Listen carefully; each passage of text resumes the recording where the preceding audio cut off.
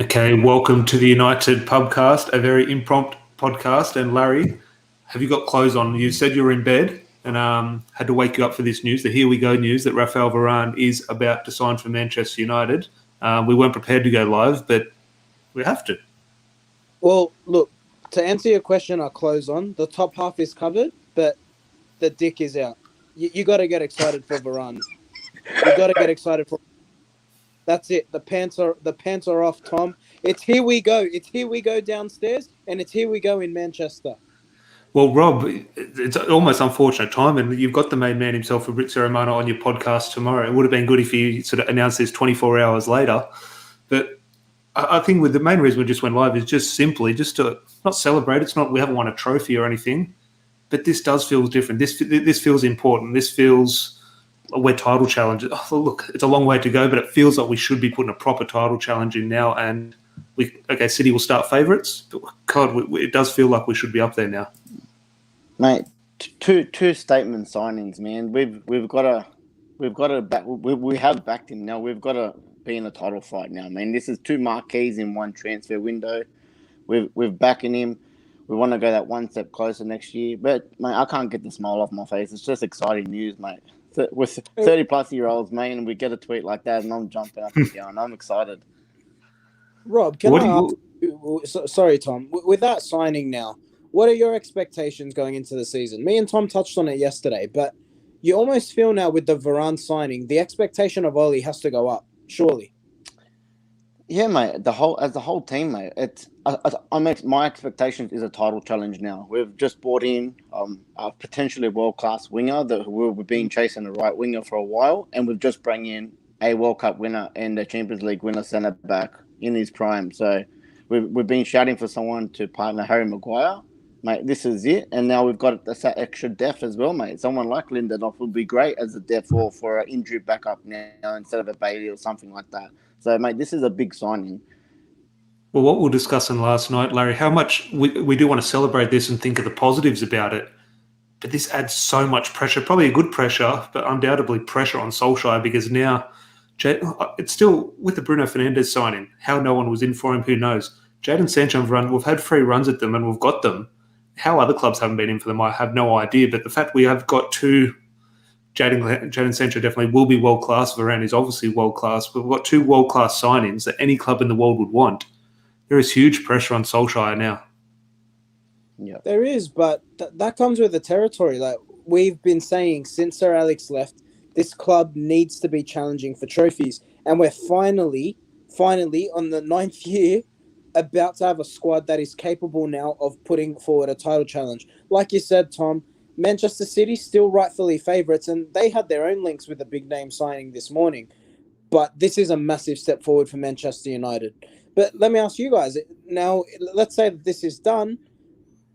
Without a defensive midfielder coming in, we're all saying that's what needs to happen. Is this enough now to say, that's all right, Ollie, you've got a world-class centre-back, you've got someone on the right side now, you've got to put a title challenge forward? Or do you still need that number 6 before he can sort of say, yeah, we're in the battle? I think it's hard because, yes, I would say number 6. However, you could make the case for Manchester City last year. Would they have said, well, we need a number 9? They played half the season without a striker type thing. So, yes, we do need all the positions. We do need all the pieces for the jigsaw puzzle. But if the pieces around it are good enough, it can work out. You just look at Jadon Sancho and the quality he will bring, how many times our attack has died on the right-hand side. Rob's gone. Hopefully he jumps back in. But how many times a cross comes into the box and it's Victor Lindelof instead of Rafael Varane? I just think, and we weren't close to the title, but we're closer than anyone else type thing. Yeah. Yes, ideally we would have that number 6. But I think if the pieces around are improved, you never know. If City have a bad season, we might not need that 6. Hopefully we do. But look, yes, we do, but it's not the be-all and end-all when you do add quality like Varane and Sancho, which we haven't had in the past. Well, it's a fair argument. Look, I'm really excited by this. And I said it to you earlier. I think what Varane adds, just let's obviously he's a serial winner, all of that. But let's talk about it on the pitch. Rob, I might actually bring this to you. I'm sick of talking to Tom. With Varane coming in now, even if we don't get that 6, do you think it now frees the likes of a McTominay or a Fred potentially to just sit as a single pivot even if they're not the world-class solution we're looking for, surely with the pace and solidity and leadership of Varane, you can now just play with that single pivot to allow the likes of Bruno, Pogba to play further forward. Mate, I definitely agree. Our back four shouldn't need babysitting anymore. There should be enough leadership and enough leadership and responsibility in that back to say, hey, we've got, mate, kind of back in the day, like when you had your Rios and like say, hey, you guys go up, you guys do your job at attack, we'll do our job and defend, and let's just all kind of be in rhythm like that, man.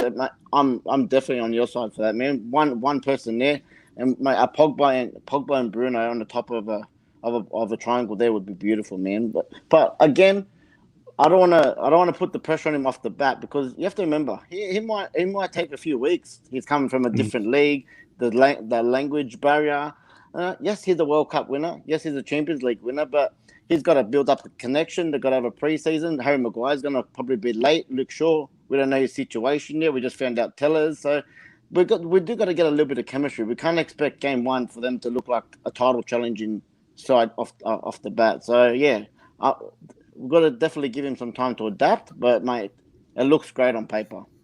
Well, you just mentioned Paul Pogba, and before I got on Paul Pogba, I'll just read out some comments Ian's put here, which Larry made the point a couple of weeks ago. I think we actually did good business. Much to everyone's disappointing by not moving hastily last season during COVID, and maybe that is why we're having these free runs at world-class players, because we sort of kept that cash back. Vin has gone, his success will infect the squad that we have. And I think it's just one of those things I've mentioned with Paul Pogba in one matter all the time, a World Cup winner. Well, Varane's not just a World Cup winner, he's a multiple Champions League winner, which sometimes maybe you could almost say is more beneficial than a World Cup. I think if he's sort of comfortable at winning the Champions League every second season, that's almost more impressive.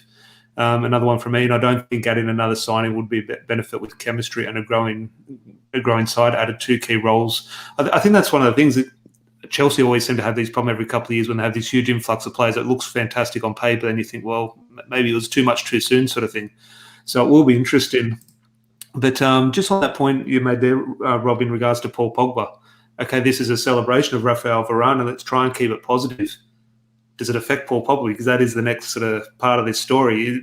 His mate, French teammate, World Cup winner, is this Paul Pogba seeing this and saying, hang on, I can play here with Jadon Sancho and Varane rather than go somewhere else? Mate, he's crazy if he leaves. And I would be shattered if he does leave. We're finally getting this team of nearly world-class players, like I said, to finally challenge.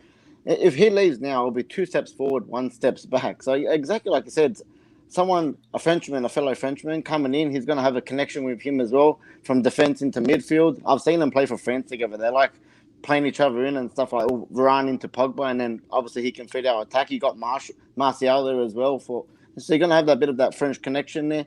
I think he's crazy. And as I've said before, why would you want to go to Real Madrid now? They're in transition. It's probably the worst Real Madrid I've seen in the last decade easily. So for me, he's got to stay. I don't want him to leave, put it that way. Well, just on that, Larry, because I agree with Rob 100%, and I'm sure you feel the same thing, but because with Pogba, you do have to have a Raiola discussion. It's Raiola pulling the strings, and you don't really know how much is actually Paul Pogba's decision.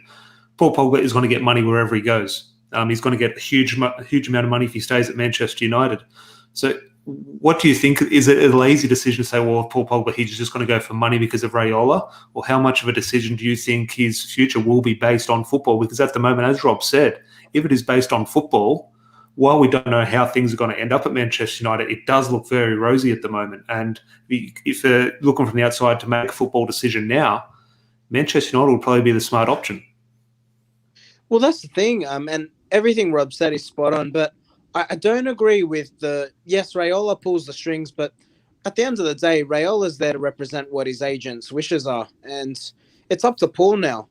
I think hopefully with the Varane signing, you'd hope it sways him one way. And you know what? Let's play devil's advocate here. We look at it as Manchester United fans. Put yourself in Paul Pogba's shoes. He's come in. He's obviously been sold the dream. He said in his very first interview, I want to win the Premier League. I want to win the Champions League.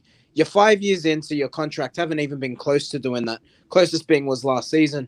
And, we haven't really built a side around him. Now, you know what? There's an argument to say, well, maybe if Paul Pogba was the complete midfielder, we wouldn't need to get that number 6 behind him to allow him to play his role. But anyway, that's a debate for another day. it's really up to Paul. I think the opportunity to stay is there. And what Rob said is right. This is the worst Real Madrid side. You know what? I'll go as far as to say in my lifetime.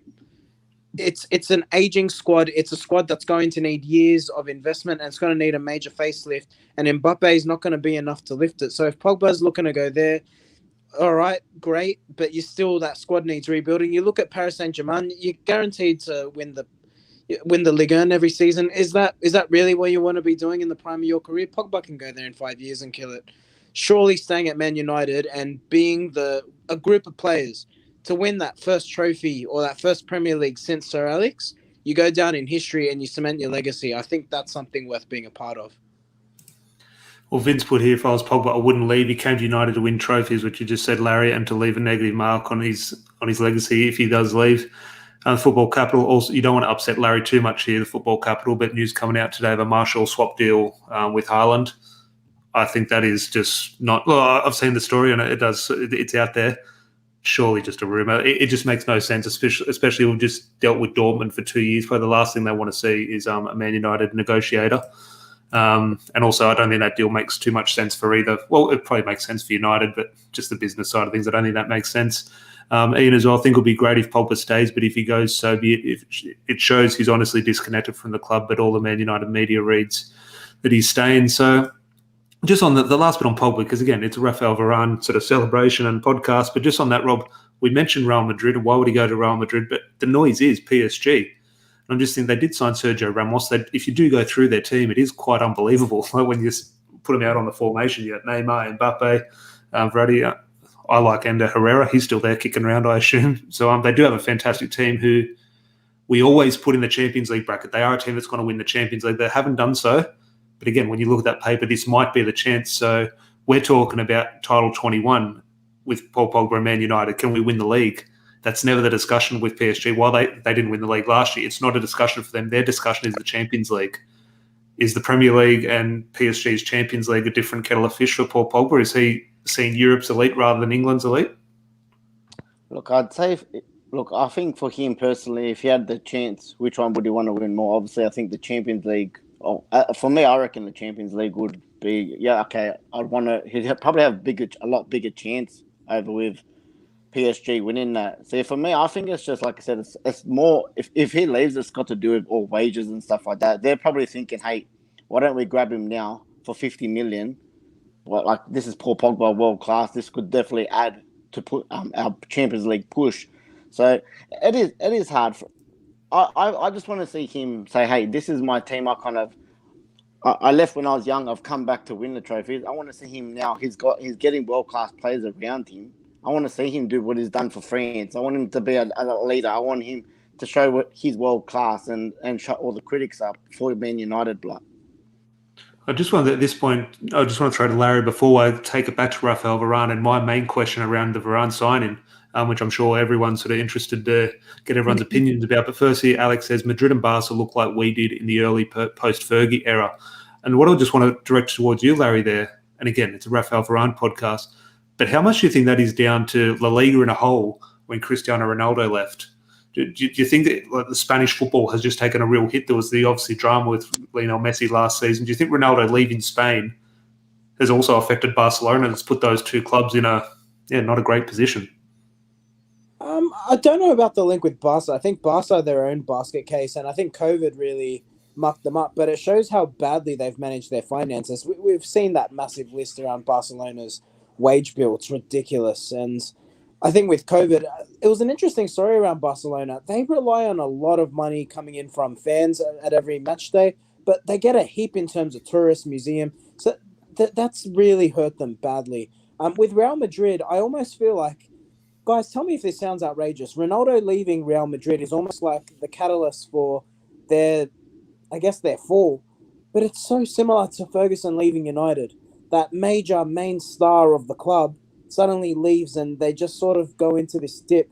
And Real Madrid have done that. Now, it sounds crazy because, yes, they did win the league last season, but they look so far from where they've been recognised to be.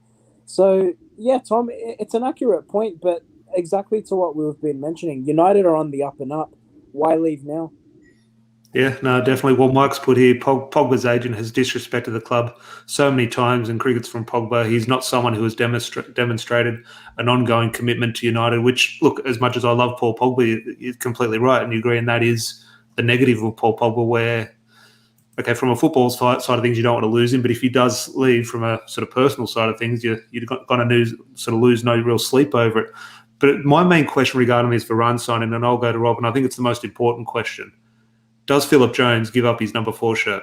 Because Varane is wearing number 4, surely. So that's his. Funny enough, I've been reading on Twitter tonight. They reckon they're going to let Phil Jones go for free, just cut ties, let him go, and then it's just funny enough that we've announced this now. So I reckon he'll be our number 4 from what they're saying. But just quickly, don't you think, how good is this business? Arsenal are about to just sign Ben White for £50 million. We're about to get a World Cup winner and a multiple Champions League winner for €50 million. So I think that's great business, man. It's a question I'll throw to you, Rob, first, but Larry, give your opinion after. Obviously, you've got Fabrizio Romano on your podcast tomorrow, Rob, which I'm sure it'll be fantastic to get his insight into it. But you put a Q&A for fans, for listeners to get their questions in. The question I want to pose to Fabrizio Romano is, with Ed Woodward resign, Man United's transfer business over the last decade has been sort of laughed upon from Europe's elite. They said they have no idea what they're doing. Matt Judge, Ed Woodward, they're not football people. They have no idea how it works. And it's really been laughed upon. Now, Woodward's resigning, so he's looking at the exit door. And I don't know what the role John Murtaugh and Darren Fletcher play, but it looks like United are sort of more aggressive and far more productive in the window this year. So do you think Darren Fletcher and Murtaugh, because you do look at that Varane signing, okay, Ben White's 50 million, Varane's 40 million. Look what Eden Hazard went to on his last year of his contract. Real Madrid bought him for. They bought him for 100 million. We're doing good business. And it's not just a little bit of good business. The Jadon Sancho one was ended at 70-something million, which he's almost 120, 130 million pound player. It's unbelievable business. And how much do you think it is down? Well, hopefully we'll get a clearer answer tomorrow when you have a chat to him. But how much do you think it is potentially down to a restructure at sort of United's negotiation level? I think it's exactly that, man. The restructure, out with the old, in with the new, and a statement straight away to say, look, we've got a new team. We want to look forward. We want to back our manager. We want to do the business as well. I'm excited because we've actually got 2 players in the preseason. We've 2.5, 3 weeks. We normally get in these second, third week of the season, and then there's no chemistry, and then we've got to throw someone in, or we've got to wait and ease them into the team. That's what I'm more excited about, that we've actually got these players and they can actually have a little bit of time with the team to get to know their teammates, get to know the coaching staff before the start of the season. That's what I'm excited about. So I'm really hoping it's all new team, new fresh slate. Let's go and change it up a bit. Well, just to keep the excitement up, Larry, it looked like you're falling asleep there for a sec. So I do want to sort of bring you back and excite the sort of juices flowing. Rafael Varane, are we getting a little bit too excited, though? Are we going to pin too much hopes, like Rob said at the start of the podcast, saying we've got to be careful. He's a new player coming into a new league. You need a little bit of patience. Now, our last big signing coming in from a new league was obviously Bruno Fernandes, and he hit the ground running. But that's an anomaly. That doesn't usually happen. Are we getting a look? Obviously, we're going to be excited when there's a huge signing like this. Look, he's not holding the shirt up yet, but it's very likely that he will do. How do you see United fans? Because obviously Jadon Sancho, I think you mentioned, he's going to be sort of a little bit frustrating to some fans in terms of the way he plays. Rafael Varane obviously doesn't have that style of play. He's obviously a different position as a defender. But are we as fans maybe guilty of maybe getting a little bit too excited, or is it just being a football fan? This is the greatest part about being a football fan. If you can't get excited about a transfer, what are you doing, right? It's like being a kid at Christmas and not getting excited about a present. Be excited. And you know what? Boost yourself and believe as a football fan that we can challenge for the title. Why not? Because that's what football's there for. It's there to give you a little bit of hope on the weekend that says, you know what? My club's going to turn up and they're going to win today. So why the hell not? Get excited and be excited. But look, I guess there will be a bit of temperament that will need to come with that inevitably. But I think, you know what? Varane will settle right in. He's not a Vidic. He's not the style of player who relies on aggro and, a bit of adrenaline. And, of course, Vidic was much more than that. But Varane's a cool head. He's the cooler head between him and Ramos, in fact. So I actually think, he'll settle right in. Sure, there might be some moments where the pace of the game might shock him, but he's a world-class player. He's a World Cup winner. He'll adjust quick, smart. It won't be a problem. And I think Varane, a 6 out of 10, will be the equivalent of a Lindelof 8 out of 10. And with all due respect to Lindelof, we're just talking about a step up completely in the level of footballer here. Well, we'll start to wrap up the podcast, but again, thank you everyone for getting their comments in. And if you are watching live or even on delay, if you do like the signing of Varane, please like the video. There's a few people watching, so that would make us both very happy, all three of us very happy. And making sure tomorrow we'll put our links all on Twitter. Join Rob on his podcast. They've obviously got the main man, Fabrizio Romano, on. That'll be an interesting one. I'm sure that Rafael Varane's name will come up in that chat. But please like the video if you do, and also make sure you are subscribed. But just on that, and again, we're going to be previewing the season plenty of times before now in the Leeds match. But just, Rob, okay, we've talked about Title 21 incoming and a little bit of a joke here and there. If you're a betting man, do you think United, okay, we're getting a little bit ahead of ourselves, I understand that, okay, football is played on the pitch, not in the transfer market. But surely give me something. United potentially 21 could be this year. Potentially, mate. Like I said, I want to see a big push. I want to get that feeling like we had a little bit, 2 weeks of it at Christmas time. We were like, everyone top of the table, 21's coming. Mate, these are exciting transfers, man. They're building our team up to get to that point. We've gone from third 2 years ago to second. This is pretty much saying we want to push for a title. So I'm hoping 21 comes, mate. I'm really praying. I'm not getting excited. I hope I'm not getting too far ahead of myself. But you said, I just remember quickly, it felt like yesterday it was the end of the Europa League final. We're like, look, what are we going to do? We need some shiny new toys. Here they are, mate, ready to go. I'm pumped. Well, Alex has put here, how good is he? Because he's always been next to great players like Ramos. But what I'd say to Alex, he has Sir Harry Maguire next to him now, and Harry Maguire was arguably the best defender in the Euros now. So I know we've got an Italian here in Rob in terms of the Italian defenders, Bonucci and Chiellini, but Varane and Maguire, besides those two Italian defenders, were up there with the best defenders in Europe. So, as I said, Larry, just exciting times. I know it was a late one for you. You're ready to go to bed. And we did wake you with the news, say hurry up, get up. We'll have a little bit of transfer news to discuss. But are you glad we woke you up? I am, but I'll be equally as excited to go back to bed, if I'm being honest. Can we just, you know what, for our listeners out there, it is winter. It's in the middle of the coldest month of the year traditionally. Rob's in a singlet and a beanie. I'm shivering. I've got a beanie. Rob's excited for the transfer time. Yeah, no, as everyone is, and as everyone should be, because as I said, football can be depressing at times, especially supporting Man United. But when you do get news like this, you do have to enjoy it. You do have to celebrate it, because who knows what will happen. We might lose the first game 3-0 to Leeds, and we're thinking, oh my God, we should have stuck with Lindelof or Bay. We might be calling Eric Bay in a few weeks, who knows. But one or two last comments. I think Scott McTominay in front of Harry and Raphael will be great. Here we are, we're already calling Varane Raphael. I can get on board with that. But again, thank you everyone for tuning in and supporting the podcast so far on YouTube. Remember, we are still on the podcast app. The Roy Keane YouTube video we did the other day is now up on your audio platform. So if you go for your walk throughout lockdown, your hour of exercise you're allowed, you can listen back to that one. As we both said, make sure you're subscribed. And if you do like the Rafael Varane news, please like the video. Be very pleasing. And until then, I'm sure we'll have something to chat about tomorrow. But if not, go on to Rob's page, which we'll leave a link to. He's obviously got a podcast with Fabrizio Romano tomorrow, so go check that out tomorrow. And we'll have something to talk about shortly. The latest update, Rafael Varane. Finally, we have Varane news. So enjoy your sleep, guys. I know I'll be sleeping well. Thanks for having me, boys.